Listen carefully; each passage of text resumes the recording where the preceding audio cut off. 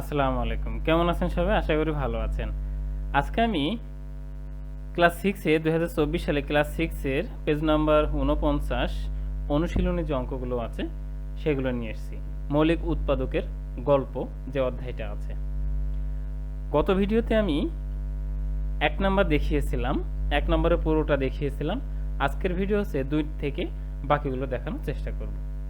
তো চলুন তাহলে আমরা একটা একটা করে দেখে নিই।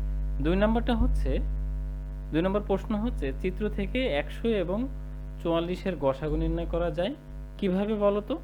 এটা একটা প্রশ্ন এবং ছবিটা দেওয়া আছে।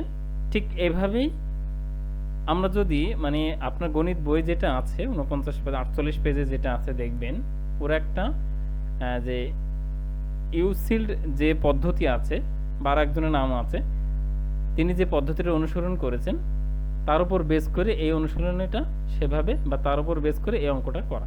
তো ওই অঙ্কটা যদি কেউ বুঝে থাকেন গুড এবং সেটা সেই অনুযায়ী ঠিক সেভাবেই সেমভাবে করলে হয়ে যাবে।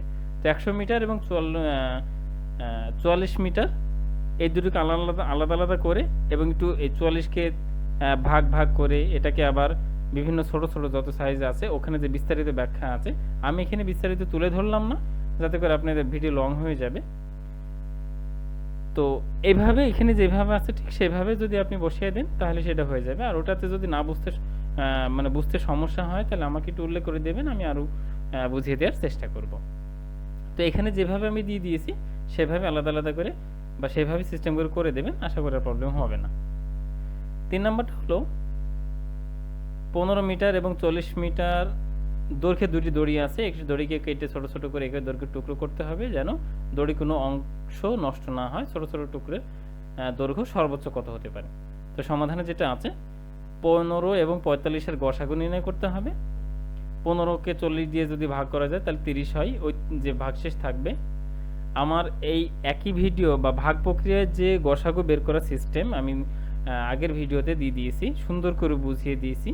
আমার মনে হয় না যে এর থেকে সহজভাবে বোঝানো উপায় আছে আর। তো আমি খুব সহজভাবে বুঝিয়ে দিয়েছি, তারপর আরেকবার এখানে বলে দিই তাহলে আপনাদের বুঝতে সুবিধা হবে।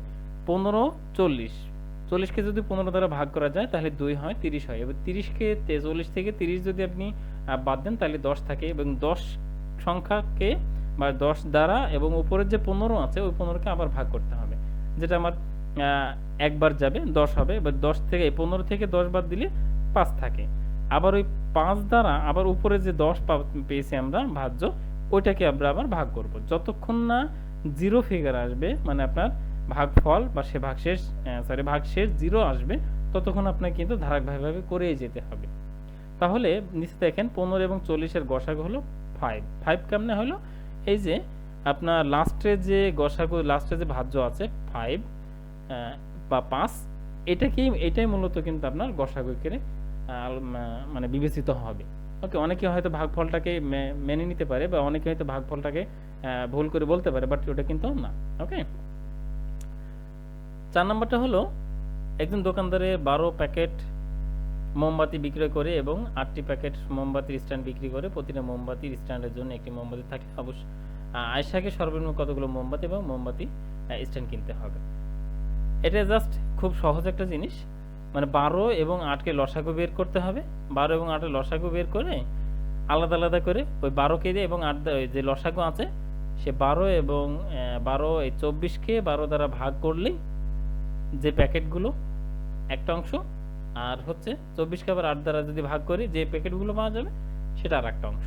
সো এই ২৪কে দুইটা অংশ দ্বারা ভাগ করলে লসাগু যেটা আমরা পেয়েছি সেটাকে যদি আমরা ১২ এবং ৮ দ্বারা ভাগ করি তাহলে আমার অঙ্কটা সহজ হয়ে যাবে। এটা ডিটেইলি একটু পড়ে করার চেষ্টা করবেন, দেখবেন খুব সহজভাবে এখানে করে দিয়েছি আমি, কারণ প্রত্যেকটা জিনিস ব্যাখ্যা করে পড়তে গেলে অনেক দেরি হয়ে যাবে। আমি থিমটা বুঝিয়ে দিয়ে যাচ্ছি, আশা করি আপনাদের সমস্যা হবে না। একজন ফুল বিক্রেতা বিভিন্ন শাড়িতে ২৪টি ফুলের তোড়া সাজাতে চায়। তিনি প্রতিটি শাড়িতে একই সংখ্যক তোড়া দিয়ে সেগুলো কত বিভিন্নভাবে সাজাতে পারে? তোড়ার সংখ্যা তো ২৪টা হয়, ২৪-এর গুণনীয়কগুলো হলো কিভাবে গুণনীয়ক, আশা করি গুণনীয়ক সম্পর্কে আপনাদের ধারণা আছে। তারপরে যদি সমস্যা হয় তাহলে গুণনীয়ক গুণিতক আমাকে একটু বলবেন, আমি যে কোনো একটা ভিডিও বানিয়ে দিয়ে সেটাকে বুঝিয়ে দেওয়ার চেষ্টা করব।